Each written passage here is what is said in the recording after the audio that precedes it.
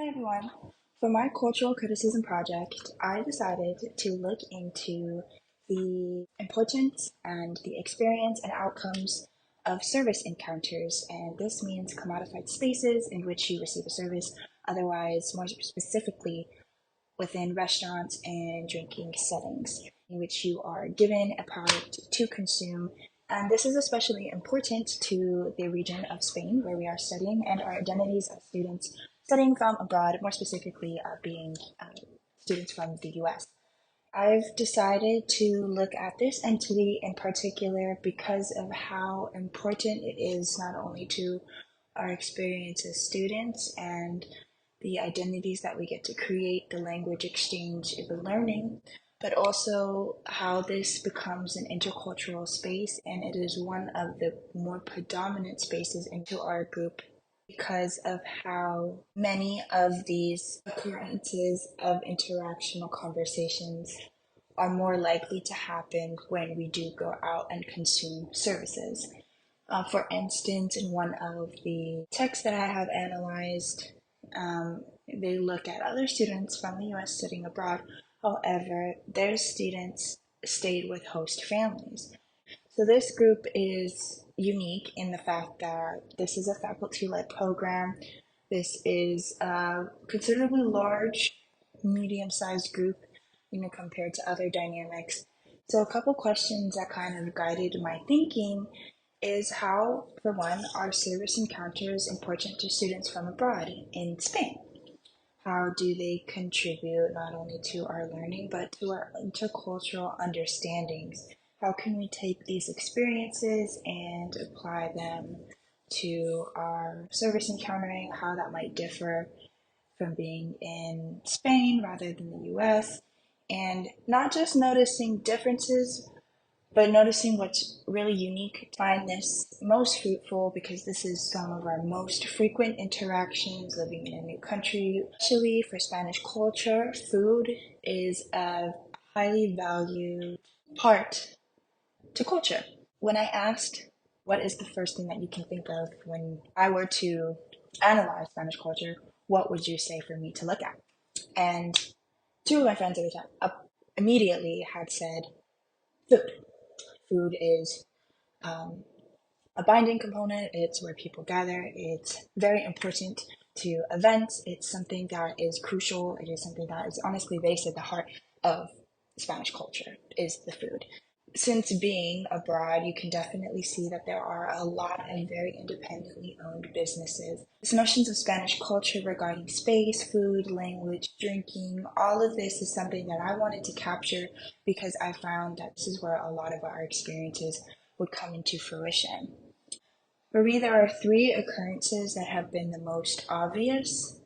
One is politeness, the other is frequency of attentiveness, others are nonverbal cues and engagement. So for my two additional scholarly sources, I chose out-of-class interaction during study abroad, service encounters in Spain, and does a server attentiveness matter? Understanding intercultural service encounters in restaurants. The first article by Rachel Shively considers the immense amount of data, specifically in this study across 113 naturally occurring interactions. This study looks specifically at service encounters in interactional spaces that I particularly decided to look at. In one of their quotes on their purposes, during their sojourn abroad, students visit a variety of establishments. As goal-oriented interactions, retail service encounters tend to display a routine structure in the exchange of goods or services. And this study finds in learning the proficiency contingent on the way students are treated by the host community, as well as participants' own identities, goals, and histories that may influence their second language use and learning opportunities. Use this information to understand what it is that I and study abroad students may be doing when it comes to our actions and behaviors when it is going to a restaurant, and to the decisions that we choose as to where to eat. So these discourses amongst service encounters might be brief, but differing cultural norms for specific or general interactions are differing dependent on the services. We learn from the host country the use of language to identity building, confirming institutions such as gender, and furthermore as to the relationships and takeaways of experiences that I will be integrated into this body of research.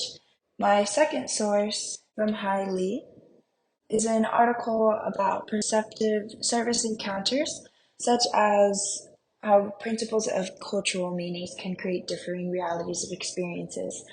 The perfect quote from this was, "Customers from different cultures often experience the same restaurant differently." I like this especially because it provides a comparative approach and understanding as to how different people literally gather different experiences, and that's because of the expectations that they bring forth with them that may not necessarily be individual. However, in most cases, the individual is built from the cultural.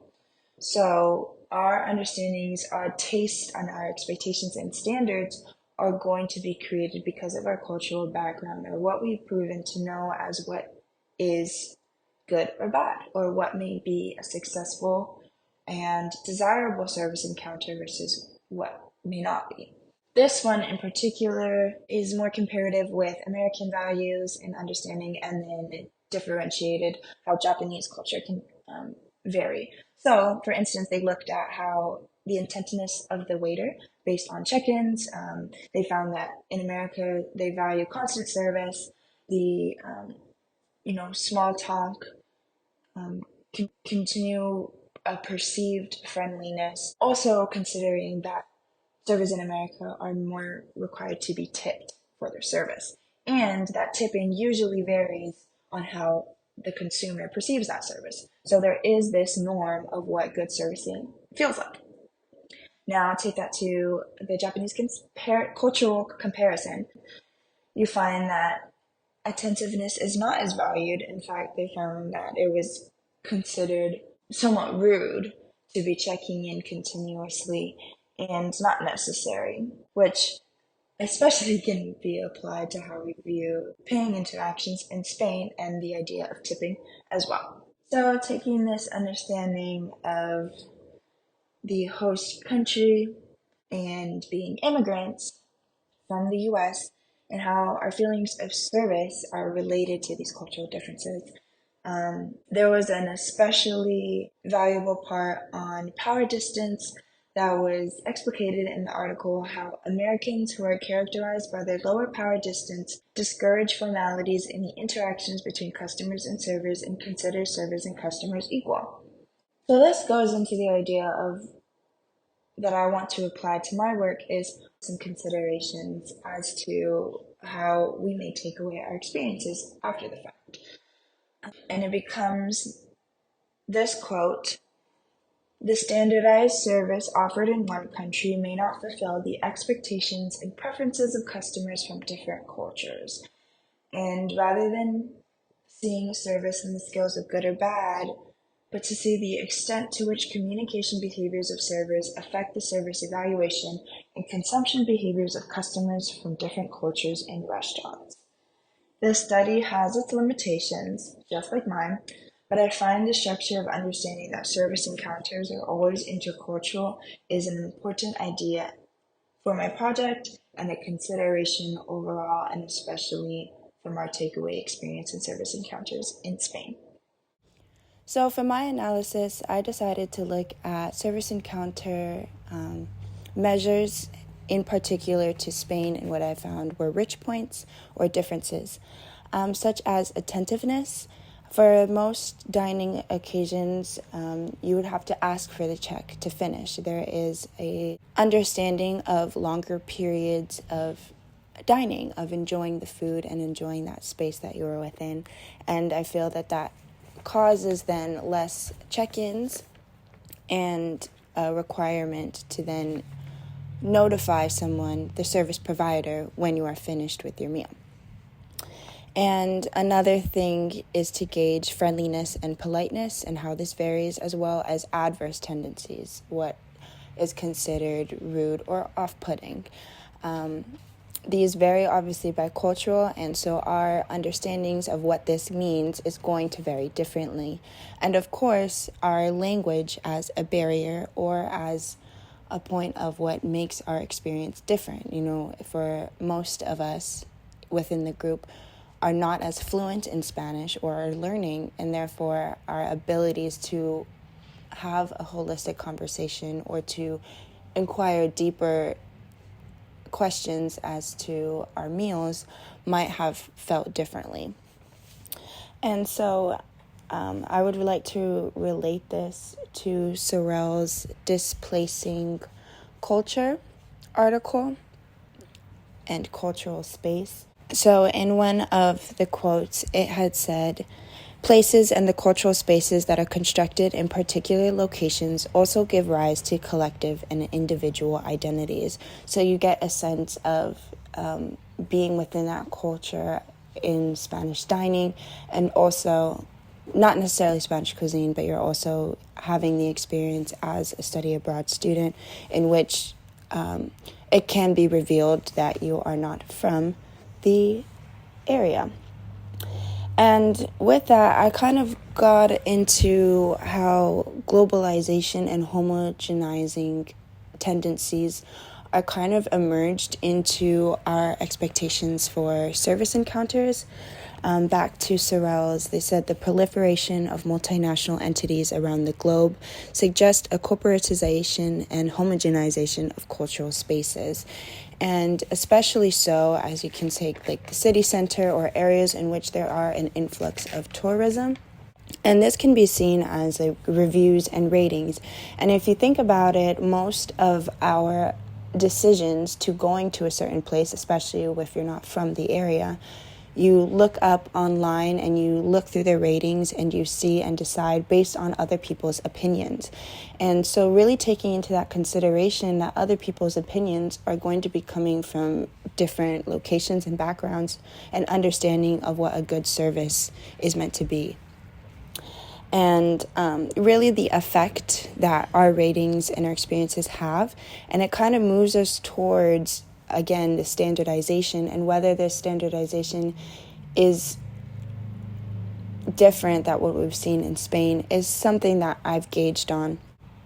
It really influences what our feelings of entitlement, our power positions, and as we are moving forward through this globalized environment, I really see how our opinions matter, and our opinions form from our cultural understandings. And so things such as our ideas of friendliness and attentiveness vary within the host country, and we've experienced that. There is another part from Martin and Nakayama, Intercultural Relationships. So although there's individual styles and preferences may play a larger role, the context in which people meet and interact contribute to a viability of our experiences. There's this idea of cognitive consistency, which is the logical connection between existing knowledge and a new stimulus. So when we go into these spaces, and when we were eating in Spain, we already came with our expectations for what a good service encountering should be, and our takeaways from that are going to vary. So I then decided to send a quick survey to the students in a group, in which I got a couple of responses, and I asked, how often did you eat out, were serviced, and can include takeaway? And how would you evaluate the frequency of politeness based on your service encounters? And in a few words, what indicated to someone that their service was polite? So this was seen as doing their job efficiently, making sure everything that you need is at the table, being attentive and talking politely, offering a greeting, answering questions, offering suggestions or help, and greeting the table as well as goodbye and thank you for dining. So these ideas in of itself implicitly have cultural understandings of what these standards mean. Being attentive and talking politely varies, and so as to the range of this varies is an important consideration, especially considering the different cultural aspects of dining and the value of food that is in play while in Spain. Most feelings were that their encounters were friendly. And yet again, this was seemed to be shown by smiling, constant check-ins, or maybe a joke, asking about the day, and offering a greeting, being welcome and warm. Now, these are things that I'm not going to say as a generally, it varies as to the place you're going to. It varies individually, how they're feeling and how this is going to occur. Not any high ratings as to off-putting or rude, although it did seem to encounter in the interactions here and there. What cued to some of these students as to what was rude was making faces, not helping or taking your order, not paying attention to the customer and rushing to order or pay, and some felt cold, disregarded, ignored, or judged. So vary, but it's important to understand what our experiences really are and how that kind of folds into what our opinions are going to be. So then I had asked, if you dined at a place on multiple occasions, what made you go back? A lot of responses were friendliness and the food, as well as the service and atmosphere. So atmosphere is cultural, how that is presented, and that can vary upon the location of the business and the owners of the business and so forth, the branding. And food is in which that speaks for itself. But back into language as a barrier. However, most students spoke, or at least attempted to speak, the host majority of the time is Spanish. And across the board responses as to if they felt that that language was a barrier, and that obviously varies as to individuals' proficiency with speaking Spanish. And I also had asked if they felt like their identity was salient, and this was usually revealed in the conversation. So I asked how that they seemed that was known, and it was really just the accents that came up. Even one person said their choice of food could have showed that they were not from the host country, and just using the wrong words, and they appeared to be confused, and they would also make less small talk or that happening with other speakers around you. I find this incredibly important to our understanding of service encounters in Spain and service encounters in any intercultural area that you go to, because really in dining out and going to a restaurant, you're going to experience something interculturally. Someone is going to have different expectations, and even when we are in the US, there are different expectations to what servicing means. So really drawing onto your own experiences into understanding, was this part of the experience rude? Was it off-putting? Or was it service you? Moving on, we can just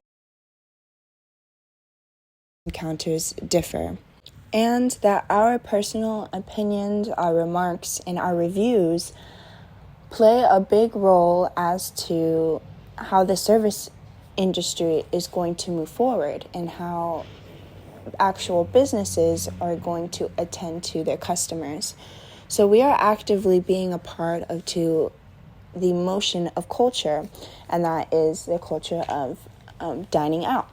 And this can especially be seen within those tourist and globalized places. And as we are increasingly becoming globalized, there's this notion of localization, how to create a local artifact within the area of, the influx of different cultures as well. So there's this idea of holding on to certain cultural artifacts, such as long dining times, later eating times, and the food itself, how it is prepared, the proportions, and whatnot. And so when we nitpick